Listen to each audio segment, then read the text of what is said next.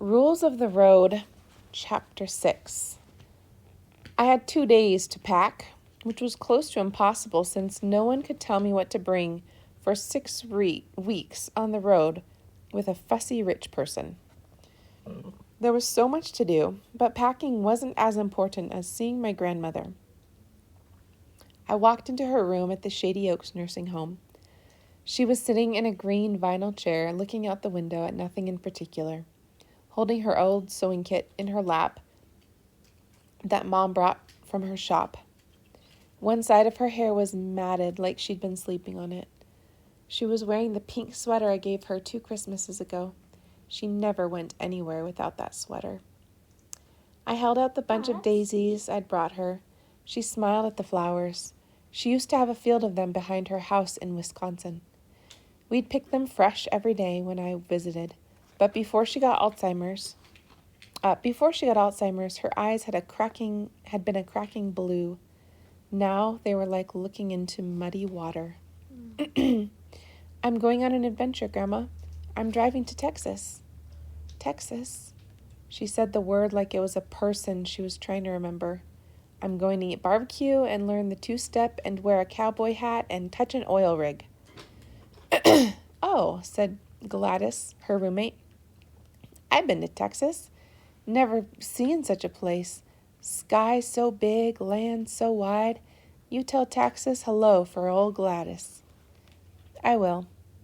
I'll bring you back a piece of the sky. Gladys laughed and jiggled the plastic blue bracelets I gave her at Christmas. Texas, my grandmother said flatly, but she took my hand when she said it. I sat there with her for the longest time, not saying anything. I opened the quilted top of her sewing kit that had been the beginning of so many projects. Grandma touched the antique thimbles, the threads in every color, the fine scissors from France. Do you remember that rainbow skirt you made for me, Grandma? It had 8 different fabrics, each a different color. It was my favorite thing to wear. I took her big scrapbook out of her dresser drawer. When she knew the disease was coming, Grandma started stockpiling memories, the way people collect canned goods and batteries when a bad storm is coming. She and I went through all her pictures, got them in books. She said memories were so precious, she wasn't going to let some infernal disorder take them from her. I opened the scrapbook to a photo of me at 10 in the rainbow skirt, twirling in the park, the skirt flowing out, catching the wind. I pointed to the photo. That's the one, Grandma. You used your sewing kit to make it. It was the best skirt in the world. All my friends were jealous. I studied the picture and held her sewing kit tight. I walked to her memory board and put up a picture of myself with a sign I made that read, Jenna's gone to Texas. She'll see you when she gets back. Oh. When I come back, we're going to have that picnic, I promised. I put the daisies in water and kept one out. I put it in her hand. I remember how we used to pick daisies, Grandma, at your house, and Faith tried to eat them one time when she was small. I loved going to your house. She squeezed the daisy tight like it held all her memories. Okay, Faith. Paragraph break. Okay, Faith. You sure you know how to take the bus up to see Grandma? Faith was sitting on one corner of my bed that didn't have luggage on it. We'd been through the directions 3 times. She nodded. I handed her a supply of bus tokens.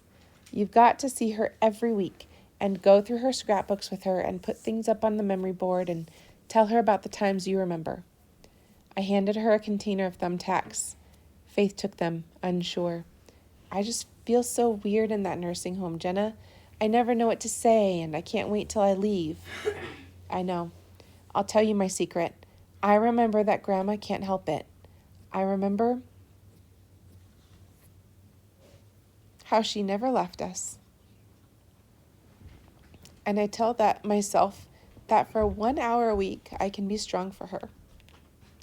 I'll try. I know you will. I didn't say you'd better, even though I was thinking it. And if Dad comes around, what do you do? Faith gulped hard.